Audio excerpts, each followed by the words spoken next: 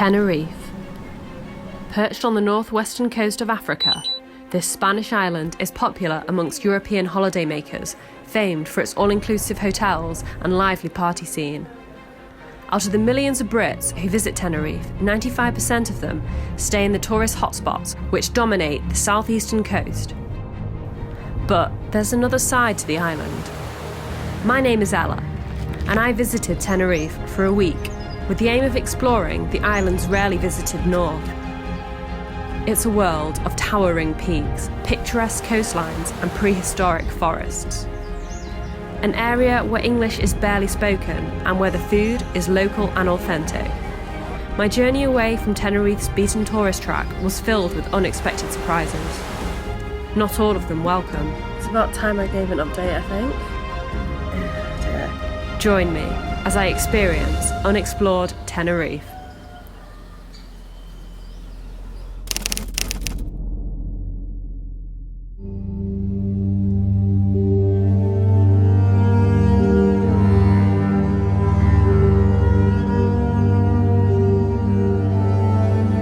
This is the episode that was never meant to happen.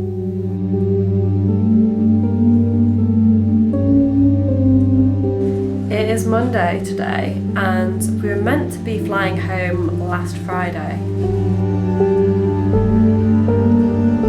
We really did intend on coming home.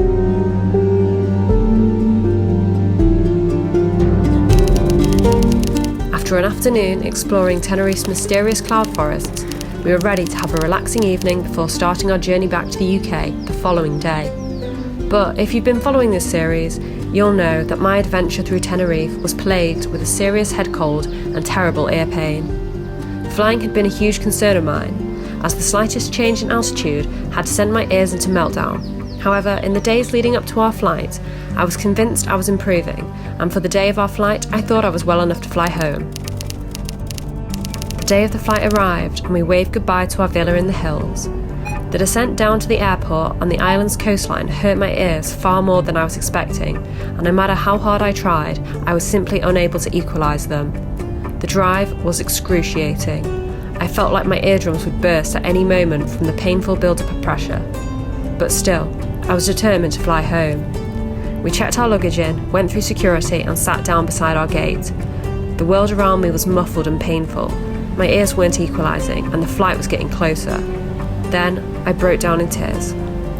We spoke to the airline staff at the gate, who phoned a medical advisor for me to speak to. The advisor told me that I should not fly under any circumstances, and our luggage was removed from the plane. We were escorted out of the terminal and found ourselves stranded with no plan of action ahead of us. The way forward was unclear, but we needed to get the very basics sorted before night came. So we hired a car for 3 nights and booked an apartment that was only 15 minutes away, in a town called San Miguel.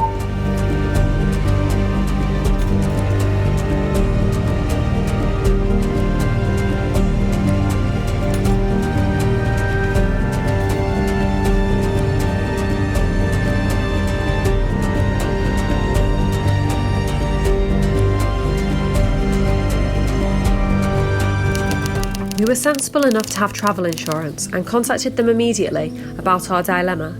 The following day, the insurance company sent out a mobile doctor to see me. He quickly diagnosed me with acute sinusitis and prescribed me a whole host of medications, including a course of antibiotics. The doctor was confident that I'd be able to fly home by Tuesday. Suddenly, I wasn't feeling as lost. We were able to arrange some flights back to the UK for Tuesday and book some accommodation till the end of our trip. But we weren't in the clear yet. That evening, Lewis started complaining of pressure with his ears. Surely he couldn't have come down with the same infection. The following day, the mobile doctor returned, this time to see Lewis. Lewis was diagnosed with tonsillitis, and there was indeed swelling in one of his ears. But it was nothing that a host of medications, including antibiotics, wouldn't fix. Now we were both on countless tablets and several rounds of ear drops per day. The following day, it was time to change rental car and accommodation. Okay, we're leaving now, but I'm just going to do a quick house tour of where we're staying. This is Finca bonita something. And this is our little dining area. This has been our kitchen for the last 3 nights. This was our bedroom, which is a bit of a mess, but hey, it's quite a traditional style, this place. These little light switches are adorable. I'll just turn it off. This is just a closet, it's not actually a front door. The only access is via the patio windows. There was a second bedroom.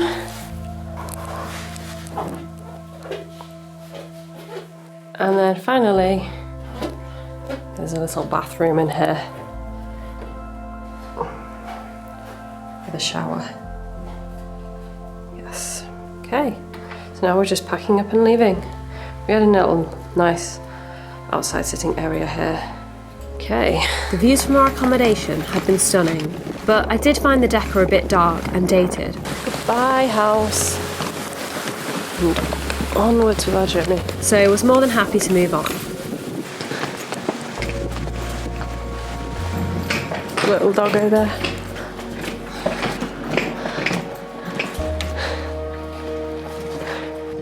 Oh, you're gonna pop that boot. Cute. Then we said our farewell to San Miguel, a town that will always remind me of eardrops.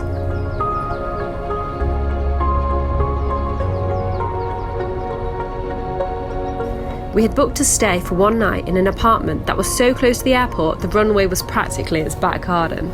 It was going to be our last night on the island, so staying near the airport felt fitting. The apartment was just south of the airport, a stone throw away from Tenerife's southern coastline. The drive from San Miguel was estimated to be just under 20 minutes. San Miguel was perched high in the mountains, so I was nervous about our descent. Thankfully, my medication seems to be working, and I was able to clear my ears with ease, making for an enjoyable drive. It also gave me hope that I would be able to fly home tomorrow.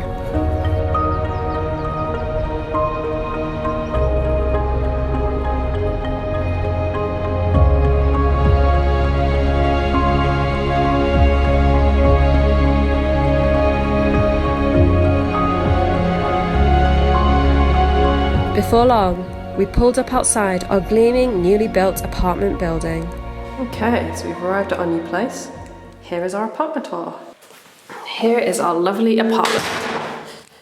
We have bathroom 1 in here. Nice. Then we come into here where we have the main living space, where we have a dining table and a nice living seating area with a TV. And we heat coming through. And here we have our lovely kitchen.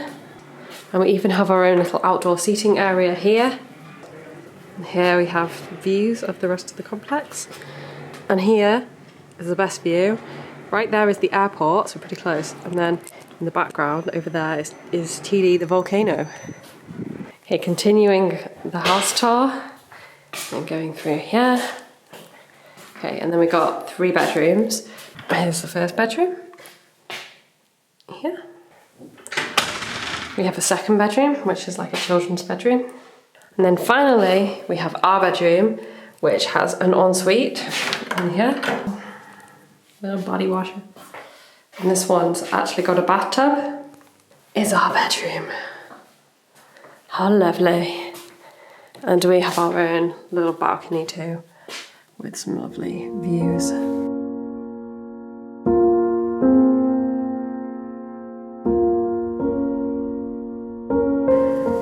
Anyway, it's been a massive kerfuffle the last few days, but we are booked on a flight that leaves tomorrow, and the antibiotics are helping us both, so fingers crossed, all being well, we will be flying home on Tuesday.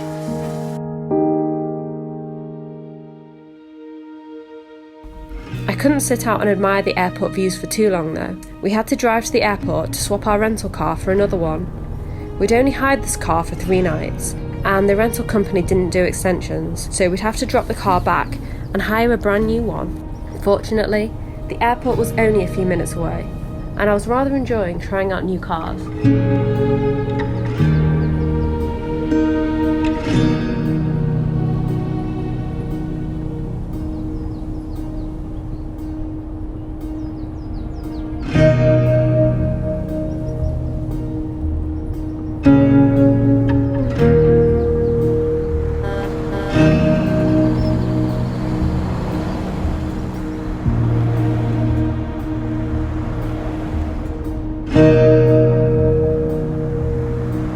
Mercedes had been fun, but it was time to exchange it for a larger Volvo.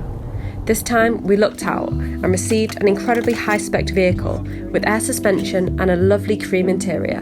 He was like Victor, our first rental car, but only a snazzier version. We aptly named him Victor 2. And don't worry, the little Mercedes which we were saying goodbye to also had a name. We called him George. Victor 2 was a pleasure to drive. It was just a shame we only had him booked for 24 hours.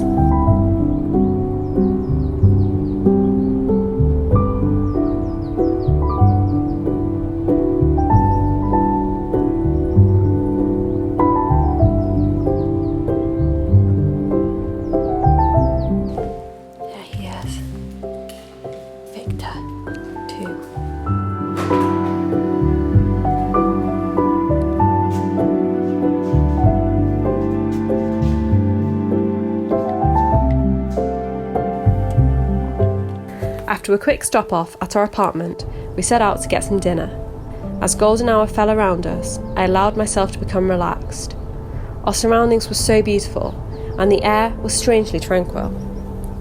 I journeyed to Tenerife with the notion that the south of the island was filled with nothing but huge resorts and tourist strips, but was finding I was very wrong. The south had its own beauty. Here there were small towns and villages, each one with their own charm. San Miguel had been a far cry from a tourist town, as was our new local town, which was called El Medano. There were natural beauties here too, like the iconic Montaña Roja, which translates to Red Mountain. Caught in the evening light, I could have gazed at this mountain for hours. I felt a pang of regret that I wasn't well enough to hike to the top of it, but I suppose that leaves me with an invitation to return in future.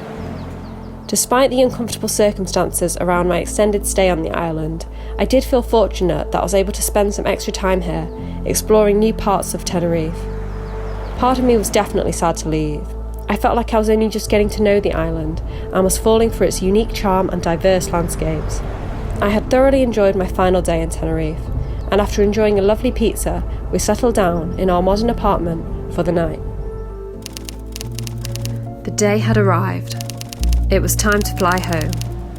This time I made it through the gate and found myself sitting in my seat, gazing out of the plane window. I was terrified. What if my ears refused to clear? The pain would be terrible, and my eardrums could burst. I knew there was no going back as the plane made its way down the runway. I just prayed my medication had worked. The flight wasn't as smooth as it could have been. My ears were not clearing with as much ease as I'd hoped.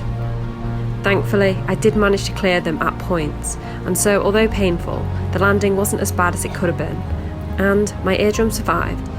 It wasn't the most relaxing adventure I'd experienced, but it sure was memorable. Maybe my next trip would go to plan instead.